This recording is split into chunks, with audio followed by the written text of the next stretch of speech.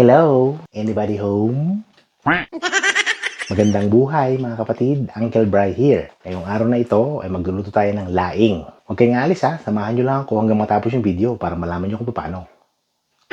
Napakasimple lang ito. Ito nga pala yung mga panahog natin. Unang-una, syempre, ang ating gata. ROD ang tatak niya. Ang ating taro leaves or dahon ng gabi.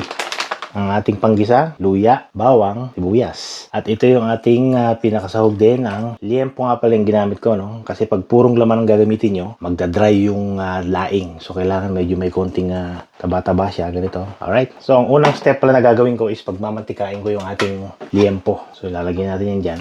Huwag nyo lalagyan ng tubig kasi magtutubig na to. Dahan-dahan lang yung apoy. Medium heat lang para hindi siya masunog. Tayo na'y kaisigla, bawat isa'y nagsasaya, sa bayo tuwing mayroong pista, kasayahay. Alright. So, after 10 minutes, ganito na siya. Medyo brown na, no? Yung mga dumikit-dikit na yan, yan ang magpampasarap dyan. So, ganyan na. Pwede nyo nilagay yung ating mga panahog. Bawang, lagyan nyo na yan. Luya, lagyan nyo na rin yan. Sibuyas, lagay na. So, ayan, after few minutes, lumabas na yung mantika niya, oh. Habang ginigisa natin, lagyan natin ng mga pampalasa. Paminta, patis, asin, chicken powder, tapos yung ating gata, pwede nang ilagay. Lagyan ng tubig.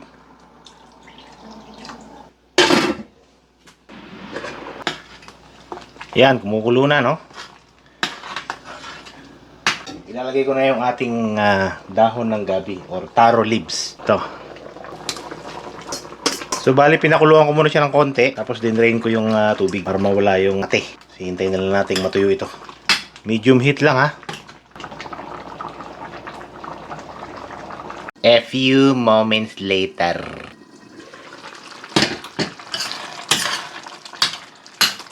So, ayan, medyo naiga na yung unang gata natin. Ilalagay na natin yung pangalawang gata. Para mas lalo siyang maging creamy at delicious. Hayaan ulit nating manuot yung gata doon sa ating dahon ng gabi.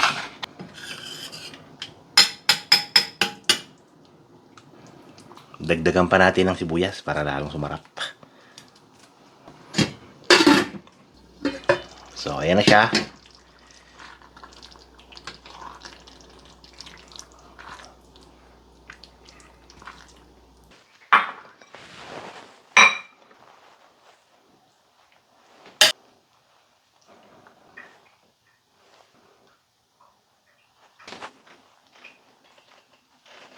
Let's eat.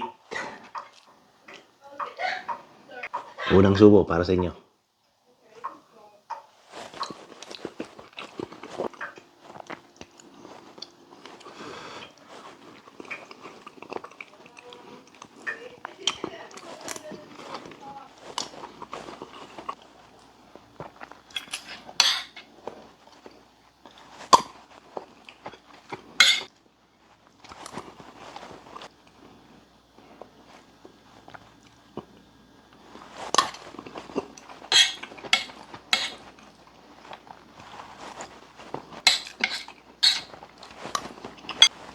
Salamat.